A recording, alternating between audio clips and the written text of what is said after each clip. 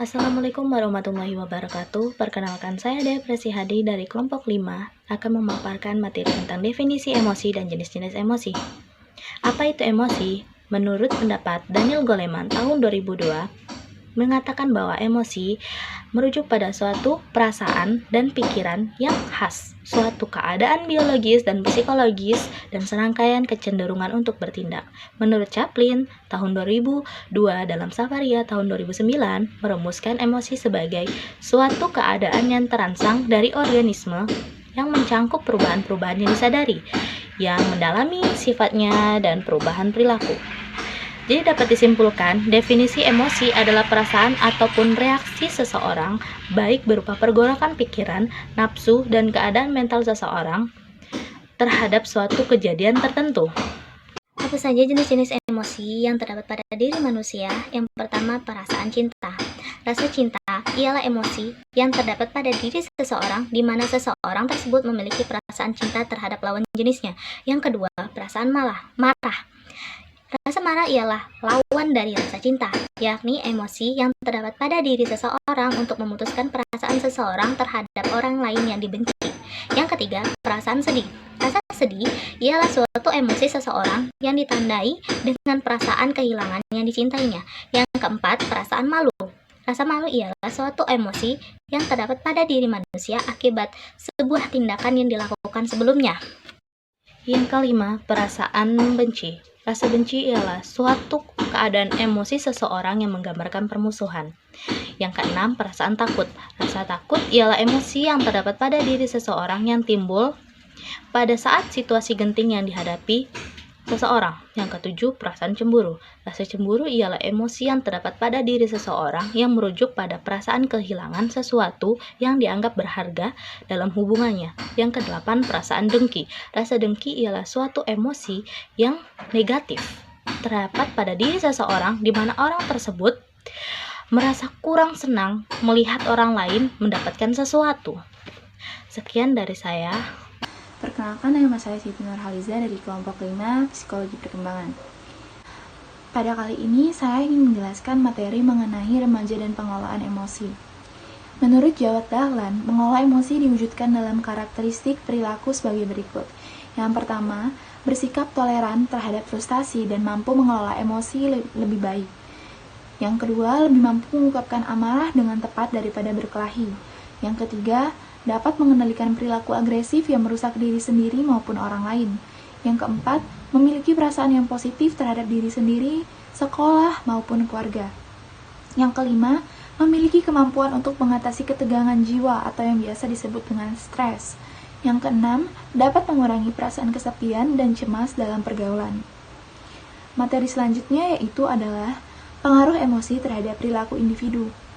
Menurut Jawad Dahlan pula, ada beberapa pengaruh emosi terhadap perilaku individu, diantaranya adalah yang pertama, memperkuat semangat, yang kedua, melemahkan semangat, yang ketiga, menghambat atau mengganggu konsentrasi belajar, yang keempat, terganggunya penyesuaian sosial, dan yang terakhir, suasana emosional.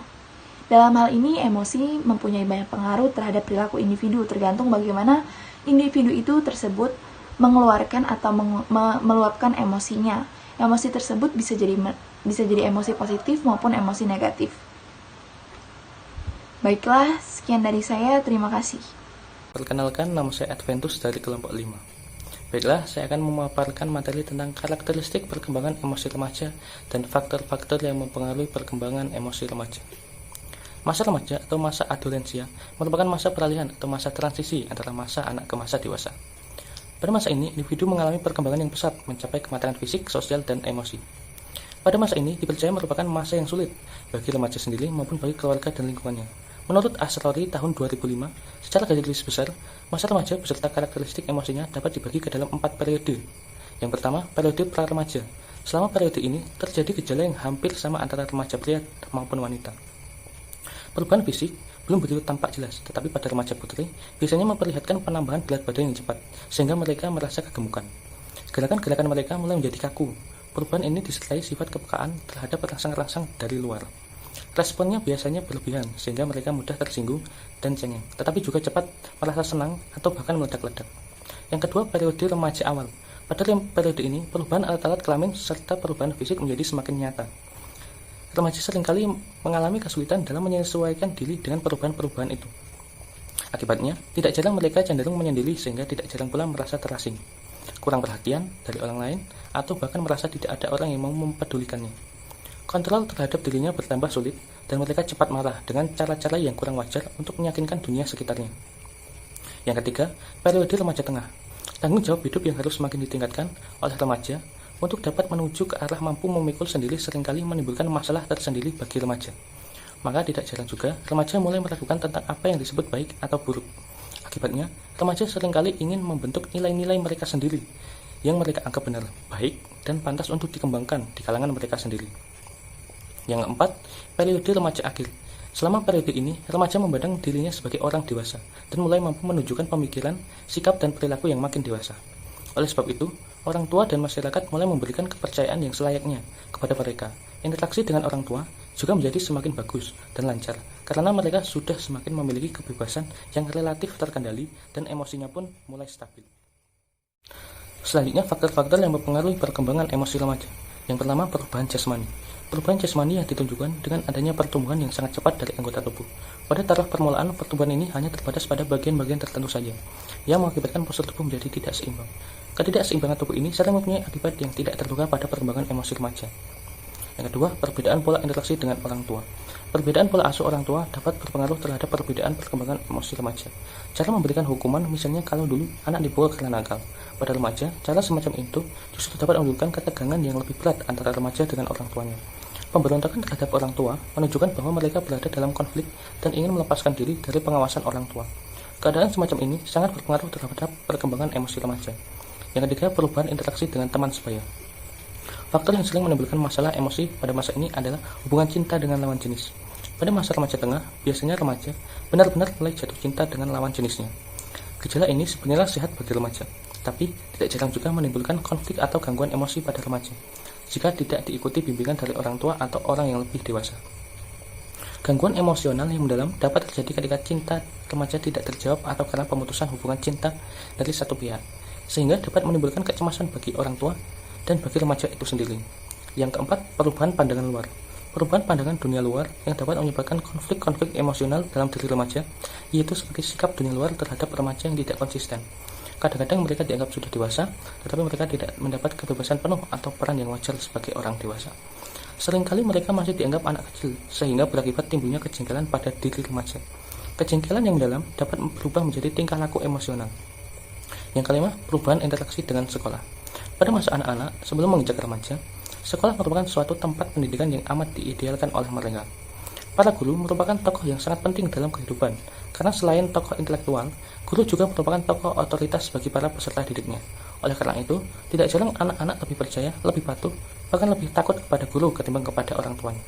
Posisi guru semacam ini sangat strategis bila digunakan untuk pengembangan emosi anak melalui penyampaian nilai-nilai luhur, positif, dan konstruktif.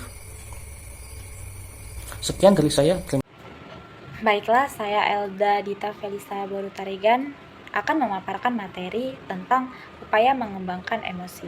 Upaya mengembangkan emosi remaja dan implikasinya bagi pendidikan dapat dilakukan. Intervensi pendidikan untuk mengembangkan emosi remaja agar dapat berkembang ke arah yang memiliki kecerdasan emosional. Salah satu diantaranya menggunakan intervensi yang dikemukakan oleh WT Grand Consortium, yaitu sebagai berikut. Yang pertama, pengembangan keterampilan emosional. Cara yang dapat dilakukan untuk mengembangkan keterampilan emosional individu adalah yang pertama, mengidentifikasi dan memberi nama-nama dan label-label perasaan. Yang kedua, mengungkapkan perasaan. Yang ketiga, menilai intensitas perasaan. Yang keempat, mengelola perasaan. Yang kelima, menunda pemuasan. Yang keenam, mengendalikan dorongan hati. Yang ketujuh, mengurangi stres. Yang kedelapan, memahami perbedaan antara perasaan dan tindakan. Yang kedua, ada mengembangkan keterampilan kognitif. Yang pertama itu ada belajarlah menggunakan dialog batin sebagai cara untuk menghadapi dan mengatasi suatu masalah. Yang kedua, belajarlah membaca dan menafsirkan isyarat-isyarat sosial, misalnya mengenali pengaruh sosial terhadap perilaku dan melihat diri sendiri dalam perspektif masyarakat yang lebih luas. Yang ketiga, belajarlah menggunakan langkah-langkah penyelesaian masalah dan pengambilan keputusan. Yang keempat, belajarlah memahami sudut pandang orang lain. Yang kelima, belajarlah memahami sopan santun, yakni perilaku mana yang dapat diterima dan mana yang tidak. Yang selanjutnya, belajarlah bersikap positif terhadap kehidupan. Selanjutnya, belajarlah mengembangkan kesadaran diri, misalnya mengembangkan harapan-harapan dan realistis tentang diri sendiri. Nah, yang ketiga itu ada pengembangan keterampilan perilaku. Cara yang dapat dilakukan agar mengembangkan perilaku individu adalah yang pertama, belajar keterampilan komunikasi nonverbal, misalnya berkomunikasi melalui hubungan pandangan mata. Yang kedua, belajarlah keterampilan komunikasi verbal, misalnya mengajukan permintaan-permintaan dengan jelas. Baiklah, di sini saya akan menyimpulkan materi dari teman-teman yang tadi. Emosi memiliki keterkaitan erat dengan manusia karena dia ada dalam diri kita. Setiap manusia pasti memilikinya. Lingkungan tempat remaja berada, yakni lingkungan keluarga, lingkungan sekolah, dan lingkungan masyarakat, berperan penting dalam membentuk emosi remaja. Untuk itu diperlukan kondisi positif dari lingkungan dan keteladanan dari orang tua, serta orang dewasa lainnya, sehingga remaja mendapatkan nilai moral dan sosial yang diperlukan dalam perkembangan emosinya. Emosi remaja yang meluap-luap dan penuh semangat merupakan sebuah potensi luar biasa.